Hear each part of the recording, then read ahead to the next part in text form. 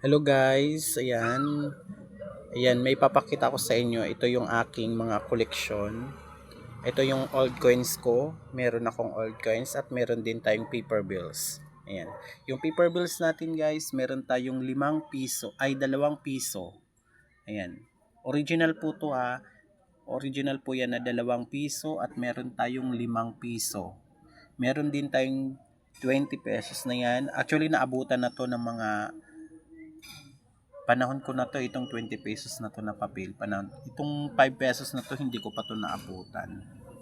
Ayan. Itong 10 pesos na to, naabutan ko yan. Ayan. Meron din tayong 200 at meron din tayong 100. Ayan.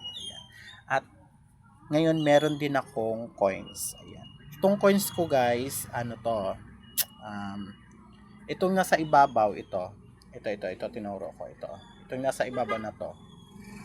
Ayan. Ito yung mga coins nung panahon ng American Times. Meron tayong 5 5 centavos, ayan. 1944, nakikita nyo yan, 1944. That was American Times kasi 'di ba? World War II, tama. Ayan. Meron din tayong ano to, 10 centavos ito. Ayan. 10 centavos 'yan.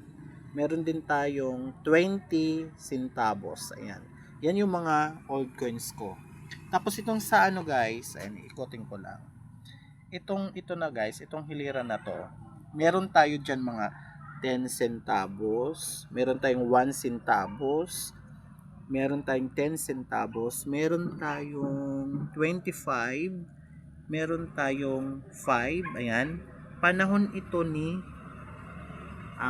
Ferdinand Marcos Sr. ng mga siguro 1960s yun ng mga coins, mga 1970s, 1980s, ganyan.